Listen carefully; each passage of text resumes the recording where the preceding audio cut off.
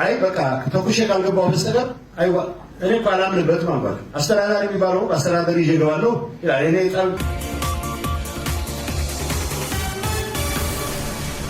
ሰላም ጤና ይስጥልን የተወደዳችሁና የተከበራችሁ የጎህ ቴሌቪዥን አድማጭ ተመልካቾቻችን እንደምናላችሁ የለተሰኞ ጥቅምት 17 ቀን 2018 ዓ.ም ሰበር መረጃዎችን ይዘን ቀርበናል። መረጃዎቻችን ቶሎ ቶሎ እንዲደርሷችሁ ዩቲዩብ ቻናላችንን ሰብስክራይብ፣ ላይክ፣ ሼር ማድረግ አይርሱ። እስከ ፍጻሜያችን አብራችሁን ቆዩ። በቅድሚያ የህዝብ ተወካዮች ምክር ቤት ጠቅላይ ሚኒስተር በተገኙበት ነገ መደበኛ ስብሰባውን እንደሚያካሂድ ገለጸ። የኢትዮጵያ ፌዴራላዊ ዲሞክራሲያዊ ሪፐብሊክ 6ኛ የህዝብ ተወካዮች ምክር ቤት 5ኛ ዓመት የሥራ ዘመን ነገ ጥቅምት 18 ቀን 2018 ዓ.ም ከጠዋቱ 2 ሰዓት ተኩል ጀምሮ የኢፌዴሪ ጠቅላይ ሚኒስተር ዶክተር አብይ አህመድ በሚገኙበት ሁለተኛ መደበኛ ስብሰባውን ያካሂዳል። በዚህ መደበኛ ስብሰባ የኢፌዴሪ ፕሬዝዳንት አምባሳደር ታዬ አጽቀሥላሴ መስከረም 26 ቀን 2018 ዓ.ም ለኢፌዴሪ የህዝብ ተወካዮች ምክር ቤትና የፌዴሬሽን ምክር ቤቶች የጋራ ስብሰባ ያደረጉትን የመክፈቻ ንግግር አስመልክቶ ከምክር ቤቱ አባላት በሚቀርቡ ጥያቄዎች ላይ የኢፌዴሪ ጠቅላይ ሚኒስተር ዶክተር አብይ አህመድ ምላሽና ማብራሪያ ይሰጣሉ። ይህንን ተከትሎ ምክር ቤቱ የመንግስት አቋም በማዳመጥ የድጋፍ ሞሽኑን ያጸድቃል ተብሎ ይጠበቃል። በዕለቱ በሚካሄደው የምክር ቤቱ መደበኛ ስብሰባ በአዲስ አበባ የሚገኘው የተለያዩ ሀገራት አምባሳደሮችና የዓለም አቀፍ ተቋማት ተጠሪዎች፣ የሃይማኖት አባቶች ና የሀገር ሽማግሌዎች፣ የተፎካካሪ ፓርቲ ተጠሪዎችና ሌሎች ጥሪ የተደረገላቸው እንግዶች እንደሚገኙ ከምክር ቤቱ ያገኘነው መረጃ ያመለክታል።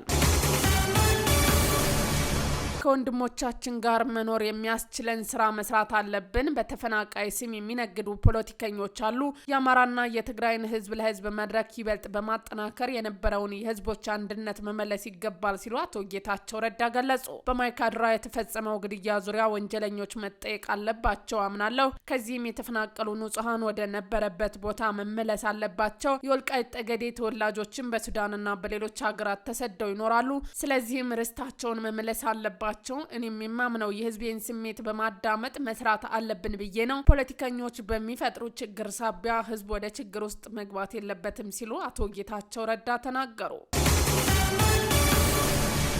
ስምሪት ፓርቲው በምስረታ ጉባኤው አቶ ጌታቸው ረዳን መሪ አድርጎ መረጠ። በቀድሞው የህወሓት ከፍተኛ አመራሮች የተመሰረተው የትግራይ ዲሞክራሲያዊ ስምሪት ፓርቲ አቶ ጌታቸው ረዳን ፕሬዝዳንት አድርጎ መርጧል። ፓርቲው መስራች ጉባኤውን ጥቅምት 14 ቀን 2018 ዓ.ም በአዲስ አበባ ያደረገ ሲሆን የፓርቲውን ፕሬዝዳንትና ምክትል ፕሬዝዳንት 7 ጉዳይ ፈጻሚ ኮሚቴ አባላት እንዲሁም 31 የምክር ቤት አባላትን መርጧል። በዚህ መሰረት አቶ ጌታቸው ረዳ ፕሬዝዳንት ሆነው ሲመረጡ ነጋ ሰፋ ተቀዳሚ ምክትል ፕሬዝዳንት፣ ሀፍቱ ኪሮስ ምክትል ፕሬዝዳንት እንዲሁም ሰብለ ካሳ የፓርቲው ጽህፈት ቤት ኃላፊ ሆነው ተመርጠዋል። በተመሳሳይ የቁጥጥር ኮሚሽንና ኢንስፔክሽን ሊቀመንበር አቶ ገብረ ህይወት ገብረ ስላሴ እንዲሁም አብርሃላ አበራ ምክትል ሊቀመንበር ሆነው ተመርጠዋል። በጉባኤው የፓርቲው መስራች አባላትን ጨምሮ የብልጽግና ፓርቲ ተወካይና ጥሪ የተደረገላቸው እንግዶች ተሳትፈዋል። በጉባኤው ላይ የመክፈቻ ንግግር ያቀረቡት አቶ ጌታቸው ረዳ በህወሓት ውስጥ በተፈጠረው ችግር ምክንያት አዲስ ፓርቲ ለመመስረት መገደዳቸው ገልጸዋል። አክለውን ፓርቲው ጉባኤውን በትግራይ ክልል ለማካሄድ ፍላጎት የነበረን ቢሆንም በክልሉ ያለው ስርዓት አልበኝነት ጫፍ በመድረሱ መካሄድ አልተቻለም ተብሏል። በተጨማሪም ፓርቲው እስካሁን ከ5600 በላይ አባላት መመዝገቡን ጠቅሰው አባላቱ በምስረታ ጉባኤው ላይ መሳተፍ ቢፈልጉም በጸጥታ ችግር ምክንያት መምጣት እንዳልቻሉ አንስተዋል። አቶ ጌታቸው ረዳ የትግራይን ህዝብ ህልውና ለማስጠበቅ መስራት አለብን ማለታቸው ኤፍኤምሲ ዘግቧል። ፓርቲው ብሔራዊ ጥቅማችን እንዲከበሩና ስትራቴጂካዊ እቅዶች እንዲሳኩ አበክሮ እንደሚሰራ ተናግረዋል። ኢትዮጵያ የአውሮፓ ህብረትና የግብጽን የጋራ መግለጫ ችግር ያለባትና በእጅጉ የሚያሳዝን ስትል ተቸች። በብራስለስ የሚገኘው የኢትዮጵያ ፌዴራላዊ ዲሞክራሲያዊ ሪፐብሊክ ኤምባሲ የአውሮፓ ህብረትና ግብጽ በጋራ ባወጡት መግለጫ ላይ ጠንካራ ትችት ሰነዘረ። ኤምባሲው የህብረቱ አቋም ችግር ያለበትና በእጅጉ የሚያሳዝን ሲል ገልጾታል። ኤምባሲው ሐሙስ ጥቅምት 13 ቀን 2018 ዓ.ም ባወጣው መግለጫ የአውሮፓና የግብጽን የጋራ መግለጫ ግብጽ በናይል ወንዝ ላይ የምታራምደውን የቀይ ግዛት ሳቢ እንዲሁም የጠቅላይነት ፍላጎት የሚያስተጋባና የሌሎች ተፋሰስ ሀገራት ምልከታና ጥቅም ሙሉ በሙሉ ችላ ያለ ነው ሲል ገልጸዋል። የአባይ ወንዝ 11 ተፋሰስ ሀገሮች እንዳሉ መዘንጋት የለበትም ያለው ኤምባሲው የአውሮፓ ህብረትና የግብጽ መግለጫ ከሰሃራ በታች ባሉ የአፍሪካ ሀገሮች የሚኖሩ ግማሽ ቢሊዮን የሚጠጉ ሰዎች መብት ምኞትና ህልውና ሙሉ በሙሉ የሚሽር ነው ተብሏል። በሰሜን ኢትዮጵያ ከጅቡቲና ኤርትራ ወደቦች ጋር የሚያገናኝ ሀዲድ ለመዘርጋት ታቅዷል። ፕሮጀክቱ 1.58 ቢሊዮን ዶላር ይፈጃልም ተብሏል። የኢትዮጵያ ባቡር ኮርፖሬሽን ሰሜን ኢትዮጵያን ከጅቡቲ ታጅራና ከኤርትራዎቹ አሰብና ምጽዋ ወደቦች የሚያገናኝ ሀዲድ በ1.58 ቢሊዮን ዶላር ለመስራት ማቀዱን ሪፖርቱን ጠቅሶ ዋዜማ ዘግባለች። ፕሮጀክቱ ከመቀሌና ወልዲያ ወደ ሁለቱ ሀገራት ወደቦች የሚዘረጋ መሆኑን ዘገባው ጠቅሷል። ኮርፖሬሽኑ ይህንን እቅድ ያቀረበው ከቀናት በፊት በአዲስ አበባ በተካሄደው የባቡር ሀዲድ ኢንቨስትመንት ስብሰባ ላይ መሆኑን ዘገባው ጠቅሷል። አዲሱ ፕሮጀክት በዓለም አቀፍ የግልገል ፍርድ ቤት ከያዘው የቱርክ ኩባንያ ከጀመረው የዋሽ ኮምቦልቻ ሀራ ገበያ የሀዲድ ፕሮጀክት ጋር ግንኙነት የለውም ተብሏል። በኢትዮጵያ፣ ጅቡቲ፣ ደቡብ ሱዳን እና ኡጋንዳ የመንገድ ኮሪደር ልማት ባለስልጣን ሊቋቋም ነው። የመንገድ ልማቱን በተመለከተ ጅቡቲ ተገኝተው የመንገድ ኮሪደር ልማት ባለስልጣኑን ስለማቋቋም እና በሌሎች ቴክኒካል ጉዳዮች ላይ የተወያዩት የአራቱ ሀገራት ሚኒስተሮች ኤምኦዩ የተፈራረሙ ሲሆን ቅርብ ጊዜ ውስጥ በአዲስ አበባ ላይ ተገናኝተው ባለስልጣኑ በይፋ በማቋቋም ወደ ስራ ይገባሉ ተብሎ ይጠበቃል። ኢትዮጵያ ባለፈው ዓመት ለመንገድ ፕሮጀክት የሚውል የ738 ሚሊዮን ዩኤስ ዶላር ብድር ለደቡብ ሱዳን መስጠቷና የብድር ስምምነቱ ለህዝብ ተወካዮች ቀርቦ ምክር ቤቱ በስፋት ከመከረበት በኋላ መጽደቁ የሚታወስ ሲሆን በምላሽ ደቡብ ሱዳን ለኢትዮጵያ የነዳጅ ምርቶችን እንደምታቀርብ መንገሩም የሚታወስ ነው። ይህንን መንገድ ለአራቱ ሀገራት ይዞ የሚመጣው ትሩፋት ቀላል አይሆንም።